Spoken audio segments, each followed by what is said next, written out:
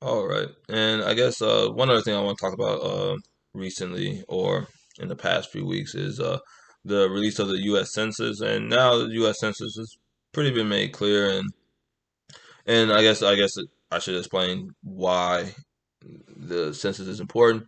The census is just a recording of the people who live in the United States, and one of the purposes of it is to allocate not just funds from the federal government, but it also allocates representatives in the Congress to different states, based on their population.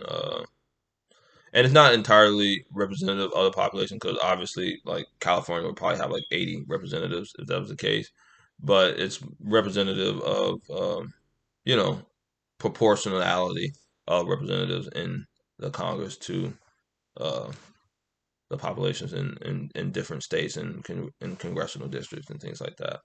And so, what you're seeing is sort of the decline of the Northeast and Mid Atlantic regions, and you're seeing a growth and also the Midwest, part of the industrial Midwest as well, or Eastern Midwest.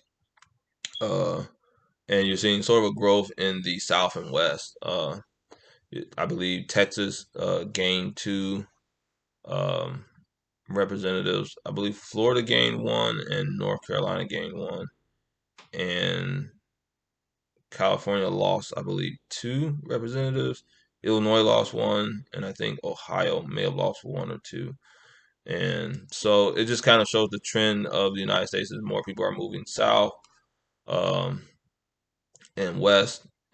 And uh, it's kind of alarming to some people because they believe that with more political power heading to Republican strongholds, it could be a potential of balance of power in the Congress. But I don't really necessarily see it that way. I think people are going to vote how they vote.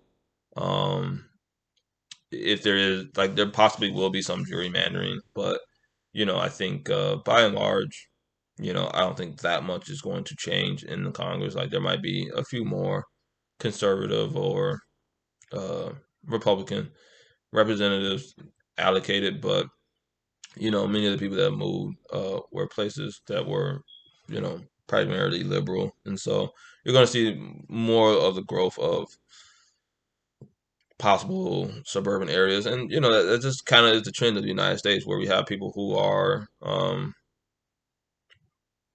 I believe, more socially liberal but fiscally conservative, and things like that. And so, you know, whether there's a change in the politics of these areas, I don't see that really taking place right away. If I think you continue to see these trends where more and more people are going to Texas or Florida or to the South, um, you're definitely going to probably see a demographic change.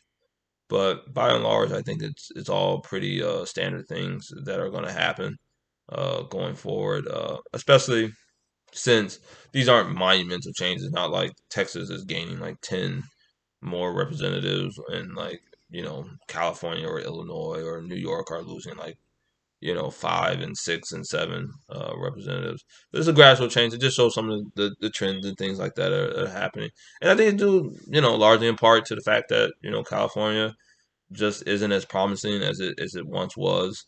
Neither is Illinois or Ohio, because most of these places just don't have jobs. A decade or two ago, or yeah, a decade or two ago, you had these industrial jobs that had people, working, average to uh, pretty successful, uh, you know, middle class jobs, industrial jobs, and that were union paying jobs. And now that you've seen that that's kind of been hollowed out, and especially unions in general in the United States have been hollowed out, many people are just saying, I'd rather live somewhere where the weather might be a little bit nicer, or the taxes might be a little bit nicer. I kind of you know am hesitant about those who move to Texas because of the sheer fact that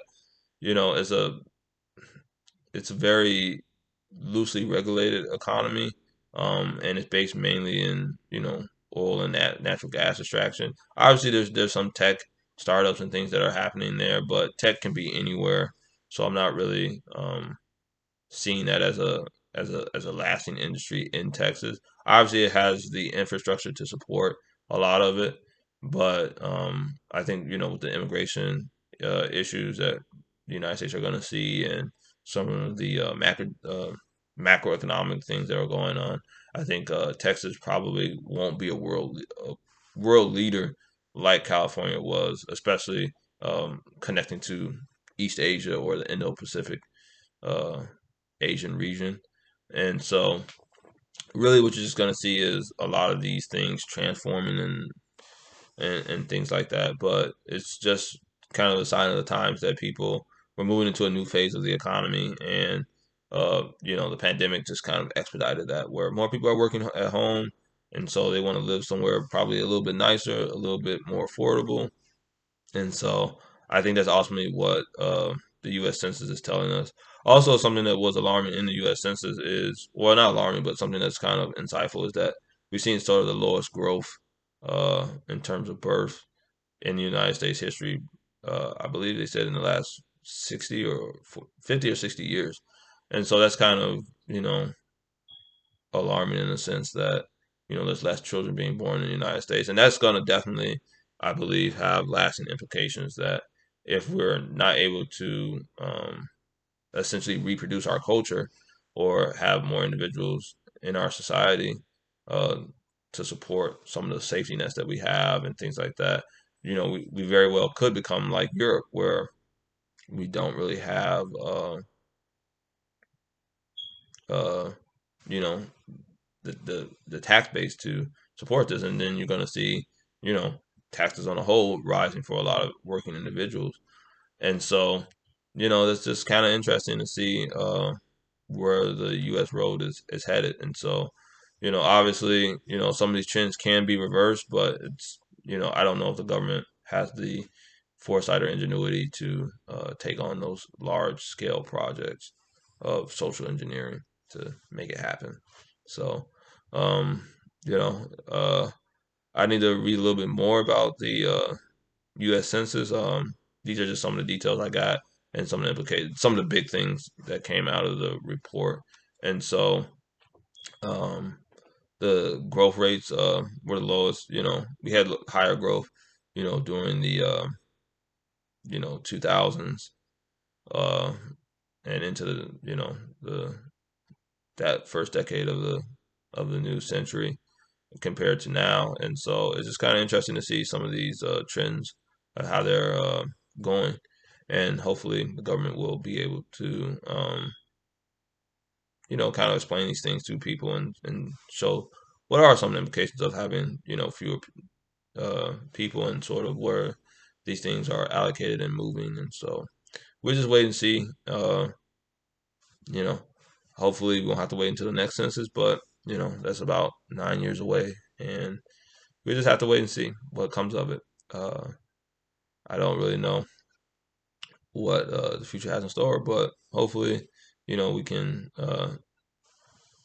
continue to talk about these things, and as a just as a student of history, it's just something, or an enthusiast of history, to see these things kind of happening. So, all right.